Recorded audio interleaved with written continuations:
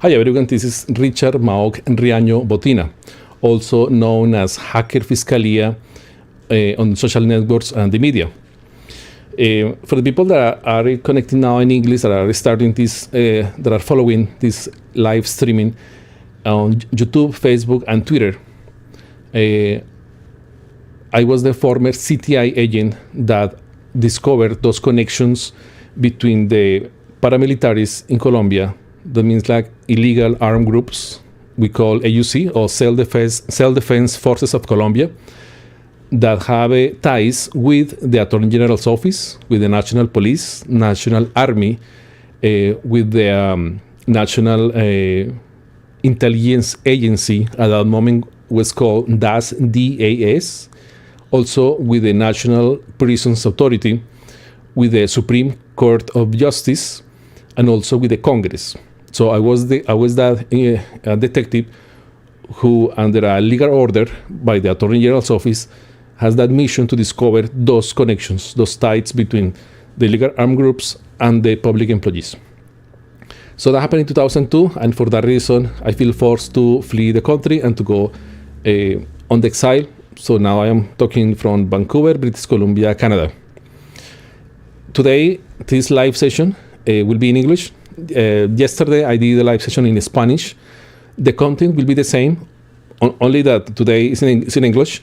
So please, everybody, follow me on for the English speakers. Follow me on this new app that is called Call In. So in Call In, just follow me there. You can follow me on callin.com/user/hackerFiscalia.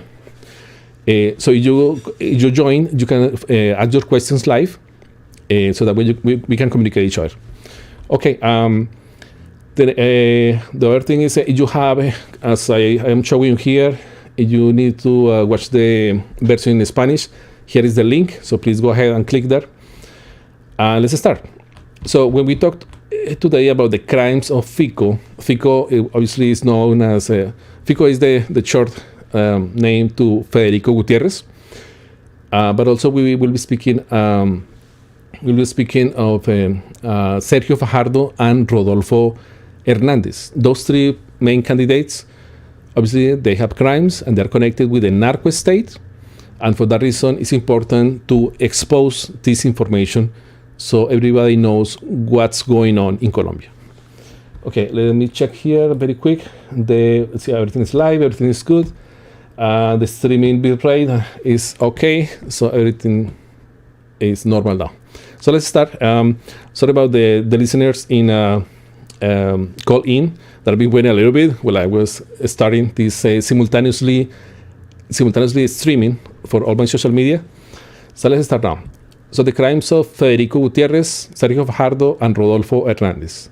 What is the common of all three? They all represent Álvaro Uribe Vélez. And as everybody knows, Álvaro Uribe Vélez, he empowered the paramilitary groups in Colombia. The paramilitary groups are different in Colombia.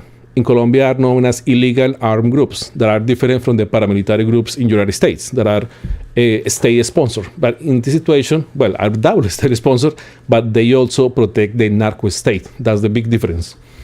So, so again, if you want to ask questions in this live session that is right now streaming on YouTube, Facebook, Twitter, and also in Call In, go ahead and join Call In at callin.com/user/hackerFiscalia, or go ahead and in the description of this video, you can find the link. Just click there and join. Also, if you want to have access to the Spanish version, please click here in the link that you are watching here. That is basically hackerFiscalia. .substack.com, Delitos de Fico, Fajardo y Rodolfo, and with a dash in between. Okay, so let's start. Crimes of Federico Gutiérrez. The two main crimes of Federico Gutiérrez are favoring and conspiracy to commit a crime. Now, Fico committed the crime of favoring because he prevented the capture of Gustavo Villegas. Conspiracy to commit a crime, that crime is because he participated in and was aware of the shady agreements with the office of Envigado. We call Oficina de Envigado. that are basically the house of the powerful narcos in Colombia, especially with Julio Cesar Perdomo González. According to telephone interceptions suggested in 2017 by the DEA, the former prosecutor Claudia Carrasquilla and the delegate prosecutor number 71, Mauricio Andrés Cabrera, who traveled from Bogotá to Medellín to carry out the failed capture of Gustavo Villegas. He's supposed to capture Gustavo Villegas, but the today presidential candidate Federico Gutiérrez, he said, no, don't capture him. I don't want that. So he opposed to a legal procedure. So that's obstruction of justice as well, of course. So he also committed the crime of favoring. And also the former prosecutor Claudia Carrasquilla, she lied about Otoniel alleged threats, because she said that Otoniel, the top narco guy in Colombia, that he was surrendered to justice. It was not like the Colombia captured him. No, he surrendered to justice. Thanks to my investigation team in Colombia, we managed to create procedures in order for him to surrender to justice. And those procedures were right. The DEA knows about it. So at the end, he was basically surrendered to the Colombian justice. Yeah. So it was a lie in the situation with Claudia Carrasquilla said that she received threats from Otoniel. All this, it was a coordinated lie because she was lying because basically to gain popularity, recognition, and obviously to get a better job, promotions.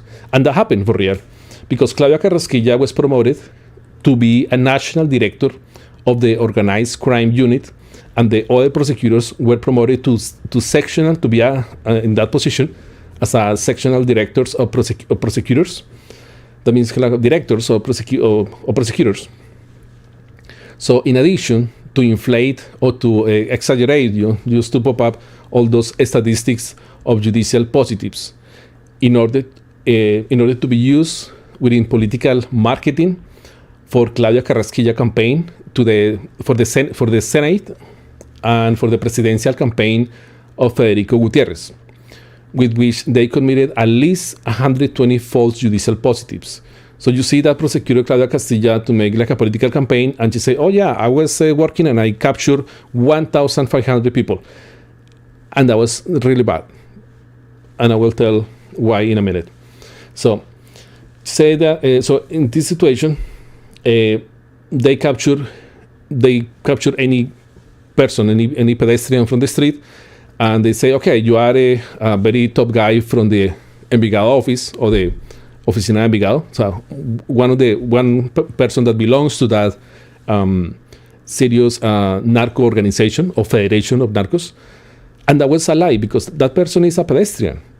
That person doesn't have anything to do. And they captured 120 pedestrians, basically. And they just put in the jail just to say, oh, I did something. But that's really serious, that innocent people in jail. We count, like the witness count 120 people that are in jail and they're innocent. And that happened in 1 year. But they are doing the same, those witnesses. I mean, there are in total 11 witnesses.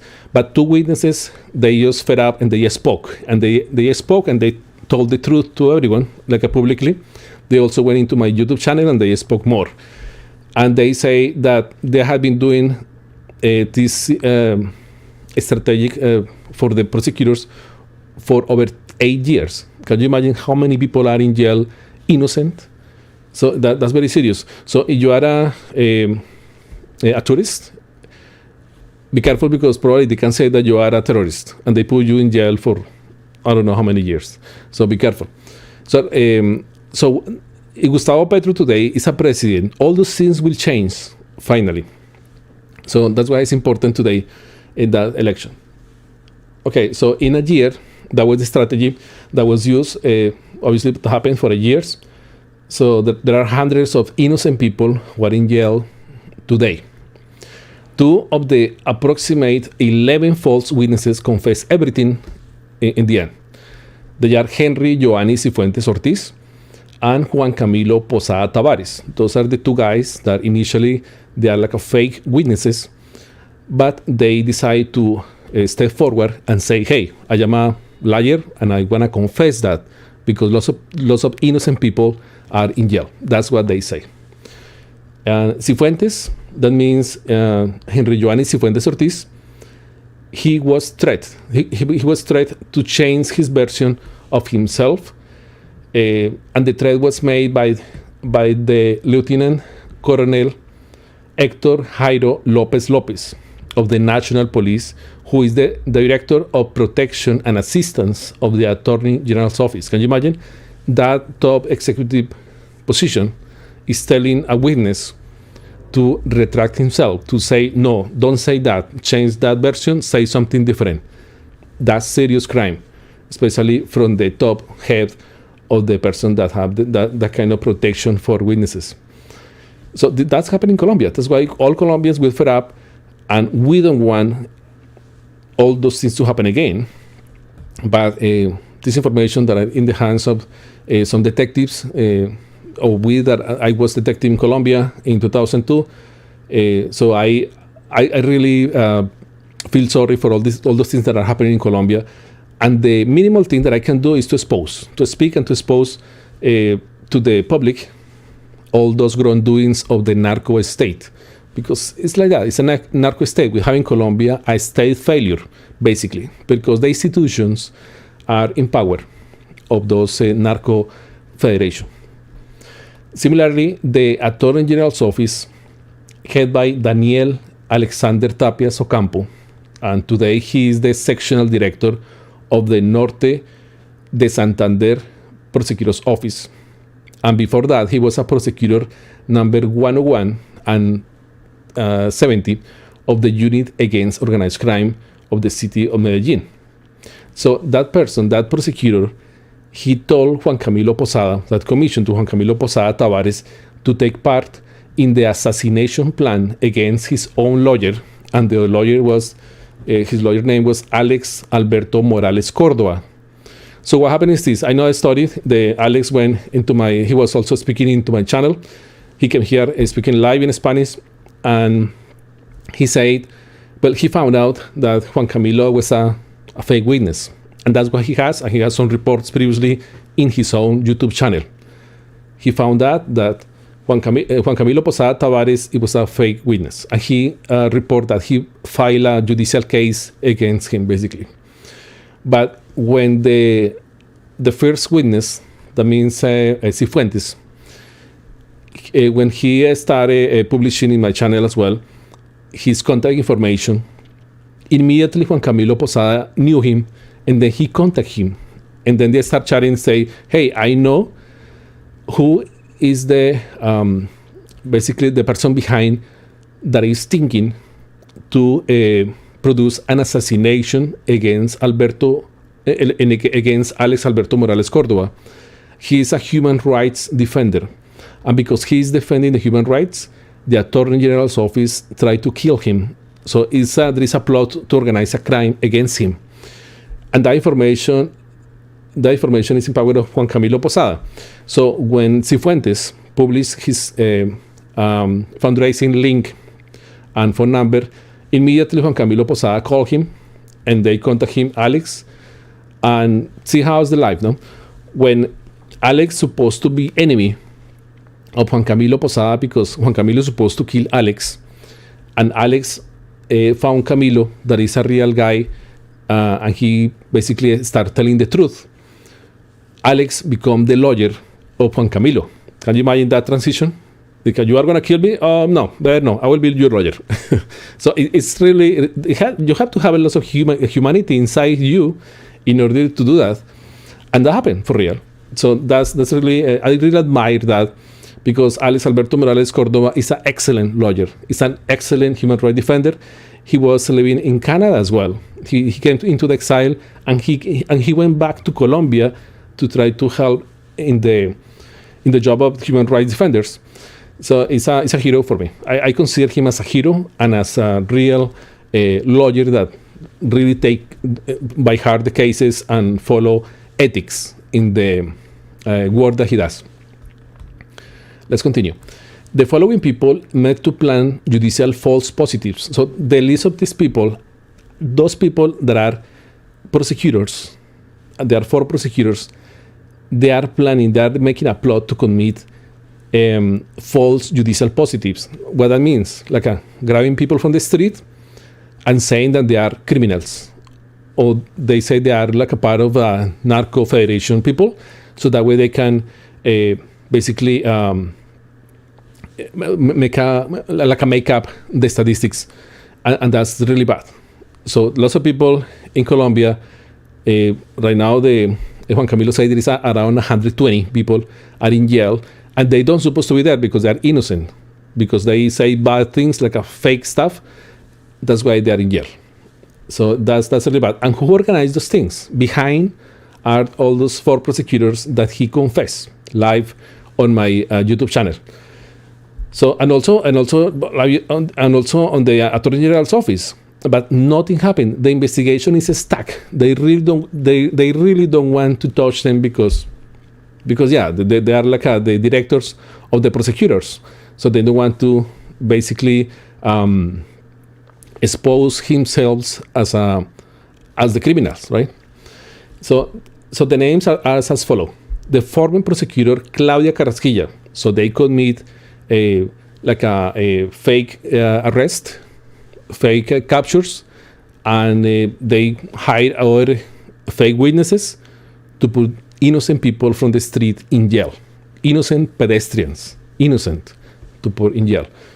So the people that are organizing this illegal capture are former prosecutor Claudia Carrasquilla, also Daniel Alexander Tapias Ocampo.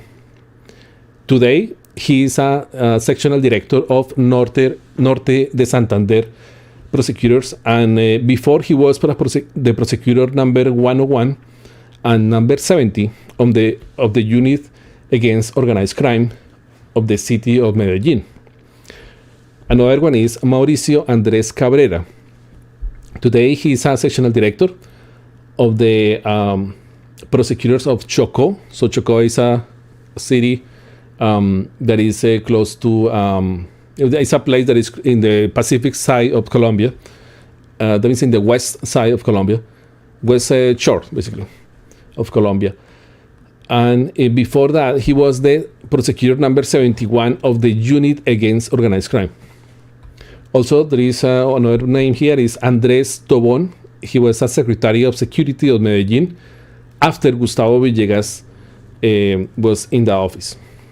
And 2 more policemen that were in intelligence in a basically office that is called Sijín. So they are working in the Sijín policemen. Their names are Roques Barros and Mauricio Ceballos. So those are 2 guys. And also, let me see 1 second here. Okay. All of them committed the following crimes: procedural fraud, false witnesses, illegal restraint, conspiracy to commit a crime, and violation of the chain of custody. With those judicial false positives, Federico Gutiérrez says in the presidential debates that he fought the Office of Envigado, which is completely false. So, I mean, he's not pursuing, he's not doing work against the Office of Envigado or Oficina de Envigado. He's doing the opposite. He's protecting them. On the contrary, Fico protects the Office of Envigado and is the official candidate of the narco state, together with Sergio Fajardo and Rodolfo Hernández. Additionally, the money from Fico's campaign is monitored by the public accountant Carlos Álvarez Luna, who is also an accountant for the Democratic Center or Centro Democrático. And that's really bad because that's the political party in power, and that should not happen like that. On the other hand, Luis Felipe Henao, former Minister of Housing, is now head of debate for Federico Gutiérrez. Henao was a close friend of the drug trafficker alias El Ñeñe Hernández. In addition, let me check here. So in addition to his close relationship with drug trafficking, Henao is also characterized by inaugurating non-existing works such as the Pueblo Viejo, Aracataca, Concordia, Tasajera and other aqueducts, which were intended to be inaugurated as large infrastructure works when they were really useless and represent a great loss for those populations, basically. So they promised like a public infrastructure projects, but at the end they didn't do anything, basically. As for the relationship with Riaño Hernandez, it is no secret to anyone that Henao favors several of the business of both the corrupt clans and also support Fico, as well as the companies that could be a front of their businesses, as justice has proven. Now let's move forward to crimes of Sergio Fajardo. So conspiracy to commit a crime because he knew, maintained, and did not oppose the hiding of the powerful paramilitary narco Francisco Angulo Osorio for the Hidroituango project. That's really serious. Fajardo, as governor of Antioquia, had a clear responsibility for the territorial jurisdiction that he represented. Today, Francisco is sentenced to 30 years in prison. Can you imagine? So with that kind of people, this person, Sergio Fajardo, are having basically those deals with, right? So it's really bad what will happen in Colombia. Drug trafficker Francisco Angulo is linked to very serious events such as the massacre of El Aro, La Granja, and the murder of Jesus Maria Valle, for which former President Álvaro Uribe Vélez is being investigated when he was a governor. But nothing of this happens. Nothing of this is resolved. The investigations are there. They used to, in a shell, basically already forgotten from the Attorney General's office. Nobody do anything, but instead they decide to kill the prosecutors and to kill the detectives that were in charge of those investigations. That's the real problem that happened in Colombia. And people say, why nothing happened in Colombia? Because they have the control and they basically kill whoever is against that, right? So against the narco state. Hopefully today, if Gustavo Petro wins, all those things will be minimized. Hopefully it will finish, everything go up to the end, hopefully, so Colombia can see a better place to live right now. On June 28, 2012, a contract was signed in the name of the powerful drug trafficker Francisco Angulo Osorio and the legal representative of the Ituango fishmonger, Consortium Ricardo López Lombana, who at the time the contract was signed represented the large companies Topco S.A., Mincivil S.A., and SP Explanaciones S.A., concessionaries of the Hidroituango project. The purpose of the contract was the conditioning of several lots on a drug trafficker's farm located in the Santa Gertrudis village in San Andres de Cuerquia through leftover materials from the excavation of a tunnel from Hidroituango work. So basically, that tunnel, there was some debris, but they basically have to shut down everything because they don't have like a environmental license, basically. So López Lombana managed of the Pescadero Consortium, that's the name, was given the sum of 258,200 million pesos for the Hidroituango project, whose partners at the time were the government of Antioquia, the public companies of Medellin, and the Institute of the Development of Antioquia. At the time the contract was signed, the governor was Sergio Fajardo, and the manager of the Hidroituango company was Luis Guillermo Gómez Ateortúa, and his concessionary Ricardo López Lombana.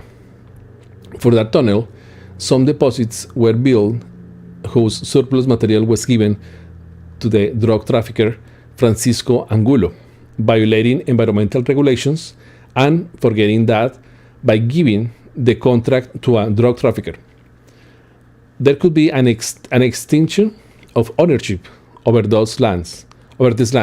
Because remember, if a narco guy has a land, that land could be seized by the law enforcement agencies. But in this situation, nothing happened because a politician was behind giving that pieces of land and those resources in an illegal way. So this guy, Sergio Fajardo, that today is a presidential candidate, is giving those projects to a very recognized narco guy. The name is Francisco Angulo Osorio. And that's serious, no? Because it showed that he's in jail now. He's for 30 years. He was sentenced to 30 years. So, for this reason, the environmental agency ANLA, that's the name, proceeded on September 27, 2012 to order the suspension of the construction of the tunnel and the activity in the deposits. The contract with Hidroituango was so related. For this reason, they have to paralyze several works on the project. Because some people say, oh no, but that's something minor. It's like a contract between third parties and nothing happened with Hidroituango. No, it happens. The project has to stop, or has had to stop at that moment, because there is no environmental license, and that's bad. But everything stops, no? So that's bad for the project. Who should have known about the existence of this contract apart from Sergio Fajardo? Let's see the list. A request dated November 13, 2012, in the framework of the administrative procedure, shows that the main lawyer of EPM, Jesus Ignacio Mejia, was aware of the contract, and that those copies were sent to Luis Javier Vélez Duque. He was the manager of EPM Ituango. John Alberto Maya Salazar, he was the Hidroituango manager. We are talking about top people here, no? It's not like just labor, no. It's top people. Alejandro González Valencia, director Cora Antioquia, and Liliana Andrea López Noreña, she's the Tajamíes territorial director. There was an important decision by the ANLA on the environmental licensing of Hidroituango that reached the government of Antioquia de Fajardo on August 22, 2013, in which reference is made to the contracts signed between the legal representative of the Pescadero Consortium called Ricardo, the Pescadero Consortium, that's the name, Ricardo López, and MERS, Martín Herrera Quintero, and Francisco Angulo Osorio. This Angulo contract is comparable to that of Memo Fantasma, but much more serious since the main war in the country is at that stake here. According to a court ruling, drug trafficker Francisco Angulo, together with Carlos and Vicente Castaño, planned the 1986 farm massacre in Nechí, Antioquia, on a farm called Piñal. That's serious, no? We're talking about crimes against humanity. In the 1997 Aro massacre, Angulo is linked as a financier of the paramilitary groups that caused these events. He also appears as the owner of drug laboratories. In 2011, the Supreme Court of Justice ordered the reopening of the case against Angulo Osorio for the murder of Jesus Maria Valle at the request of the prosecution in response to rulings of the Inter-American Court. This was a year before the contract and should have alerted Ricardo López Lombana of the danger of this subject, as well as EPM and the government. On June 5, 2013, Francisco Angulo Osorio was sentenced for the murder of Valle Jaramillo and for promoting paramilitary groups in Ituango, and an arrest warrant was issued against him. This decision was confirmed on November 24, 2017, and in that ruling, copies were ordered to be certified by the prosecutor's office to investigate the governor of Antioquia at the time, Álvaro Uribe Vélez, the commander of the 4th Brigade, Carlos Alberto Ospina. In an investigation that I did before, Carlos Alberto Ospina is showing up as one of the heads of the army that are planning to start as an assassination against a presidential candidate, Gustavo Petro. So he is one of the heads because he considers that Gustavo Petro's political party is a threat. So then should be killed, basically. So the name, again, is Carlos Alberto Ospina, and the commander of the Girardot Germán Battalion. Morantes Hernández for the massacres of the La Granja, El Aro, and the murder of Jesus Maria Valle. On July 28, 2020, Francisco Angulo Osorio was captured on Las Palmas Road in El Poblado in a luxurious condominium. Properties worth like a 15,000 million pesos were seized from Francisco Angulo, the company of his drug trafficker, according with the Chamber of Commerce documents. In Hyan's SAS, where the Santo Coyote Bar was located in Copacabana, Antioquia, an ostentatious event center with high-value horses, with several rooms and an exclusive wet area, stables, and a horse track, with the capacity to accommodate up to 800 people, in which businessmen, ranchers, and high-level politicians from all over the country met. You can see that's the relationships between the politicians to the drug traffickers.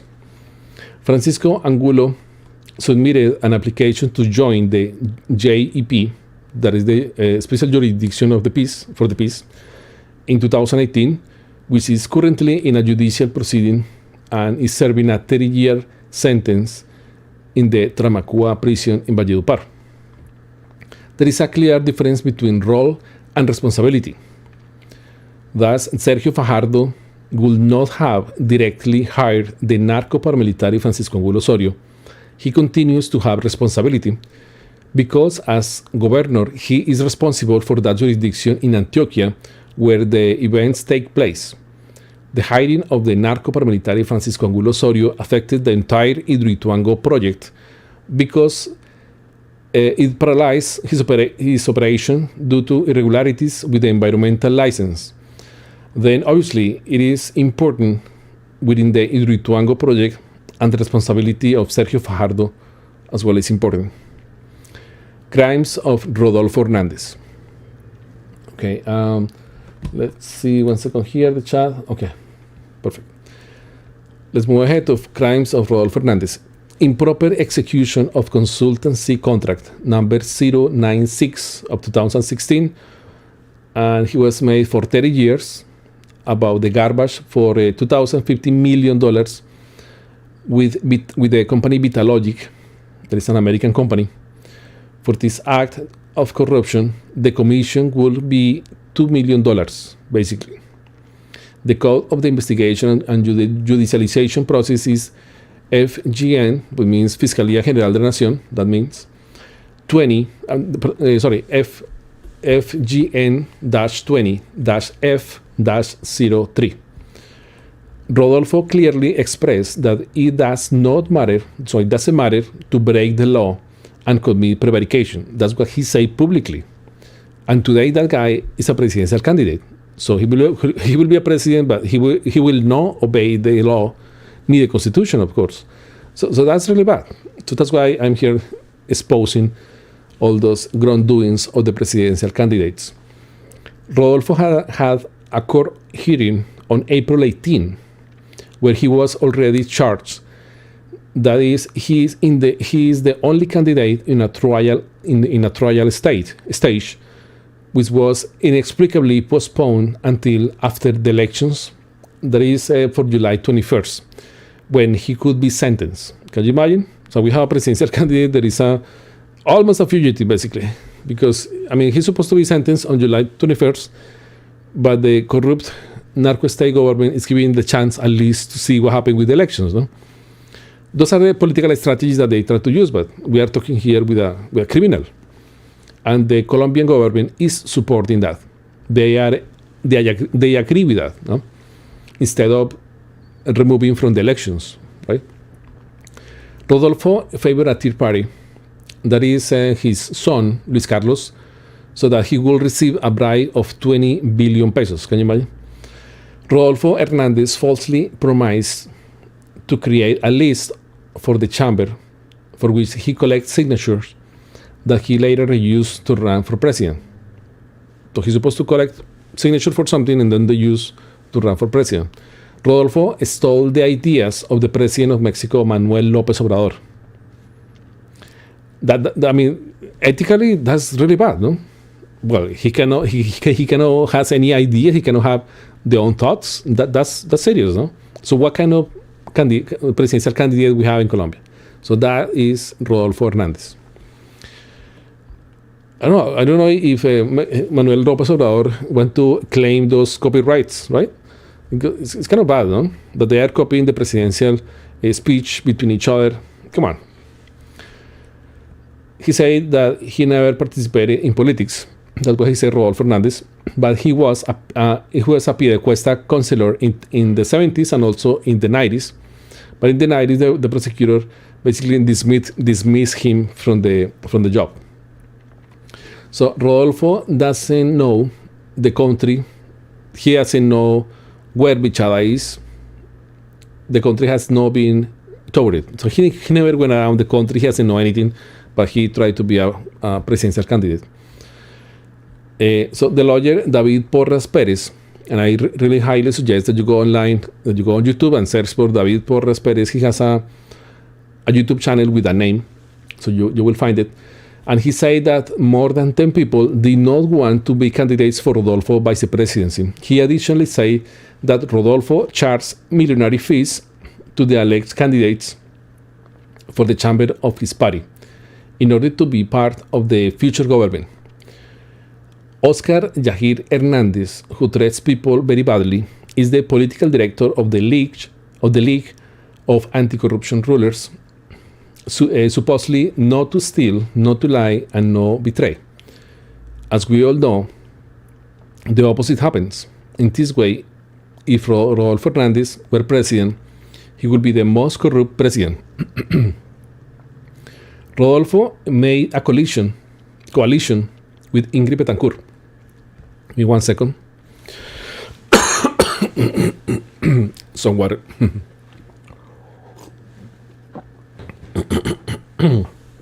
Okay, so Rodolfo made a coalition with Ingrid Betancourt and the Green Party. And that's why, because Ingrid Betancourt was also presidential candidate, but at the end she's not in the basically in the documents to vote. But at the end she tried to sorry about that. So Rodolfo made a coalition with Ingrid Betancourt, but she's no longer a presidential candidate, but still they want to go together, no? And also the members from the Green Party. The signature were not verified, and that doesn't matter according with Rodolfo Hernandez. So it doesn't matter, no? So he's promoting basically the corruption, and that's bad. I mean, he's supposed to obey the law, but he doesn't care, basically. So it's basically the basics for corruption. Rodolfo promised to build 20,000 houses in the poor neighborhoods of northern Bucaramanga, but he did not. He then said that there were not 20,000 houses, but 20,000 happy homes, and the houses will not be free. So basically, he tried to make a business, though.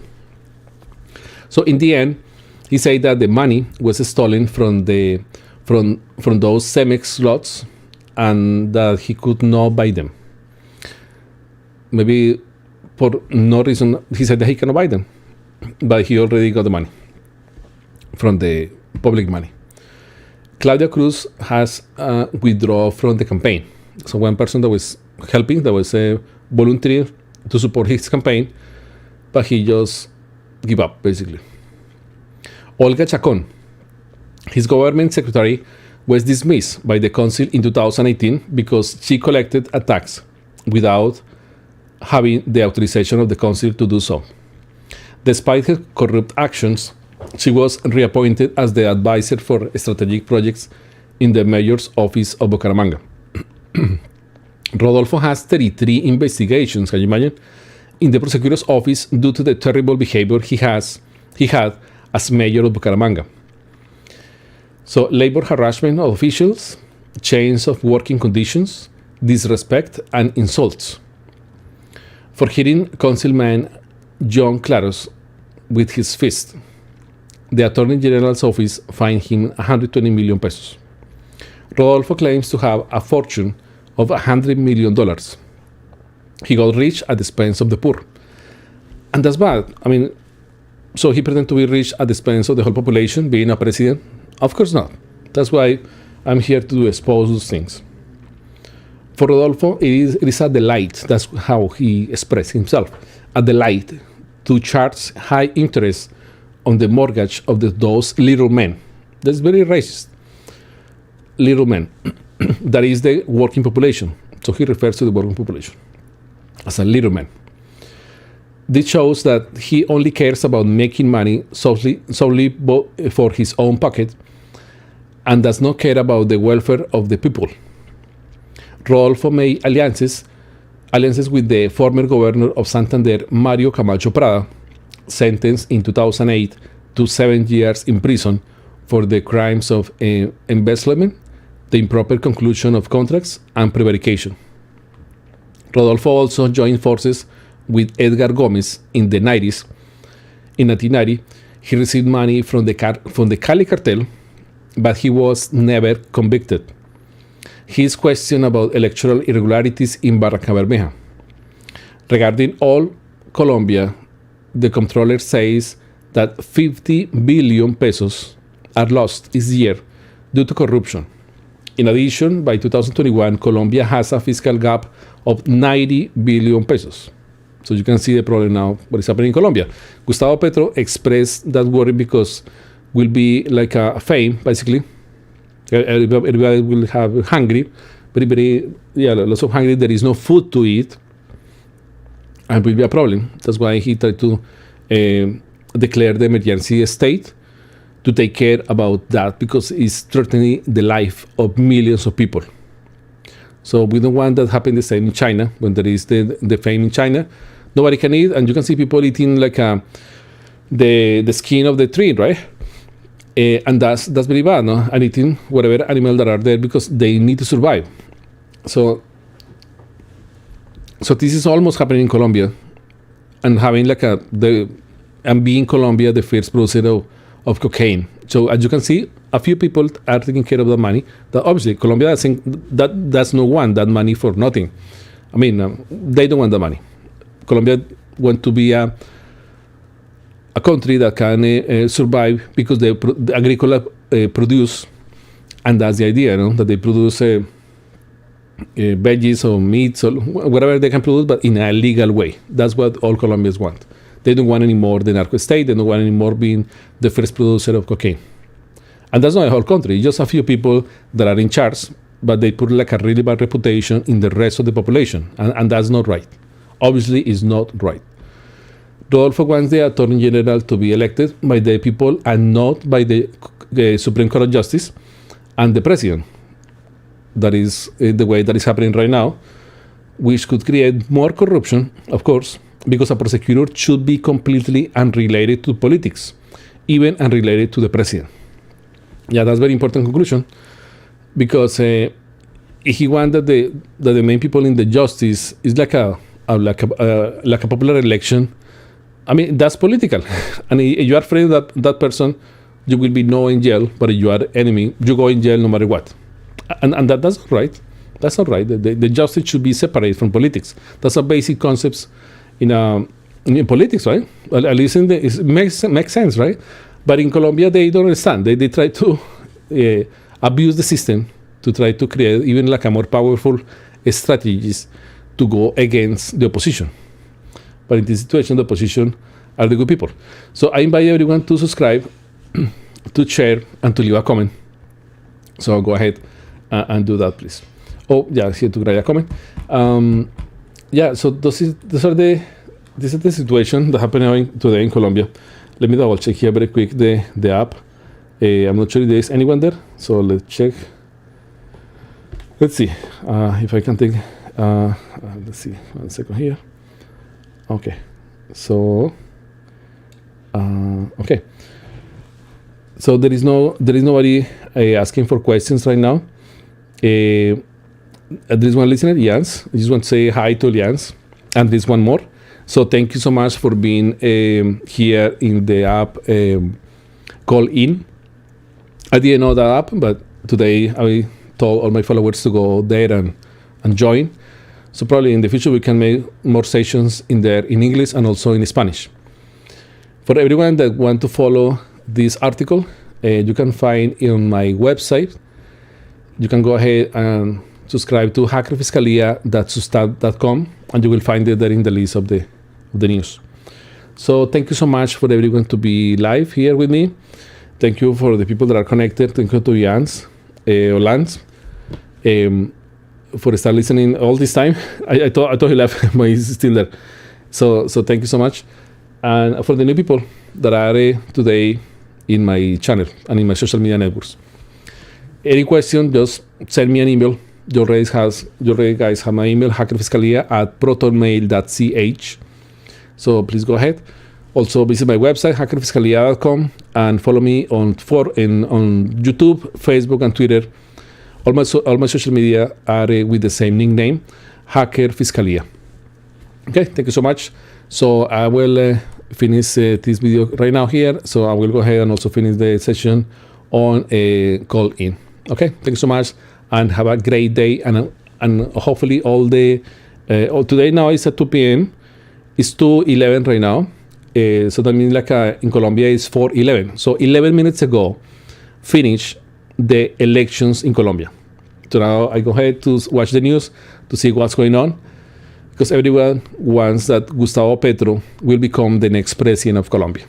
So let's hope that it's like that, because as I mentioned, 3 people today, the Federico Gutierrez, Sergio Fajardo, and Rodolfo Hernandez, are the bad guys connected with the narco state, and they pretend to be independent, but all 3, they means Álvaro Uribe Vélez. That means the same template, basically, that leaves that narco state to continue in power. But we hope that is the end. We hope that is the end. Okay, so thank you again to everyone to be here, and see you next time. Okay, bye. See you. I'll finish right now here.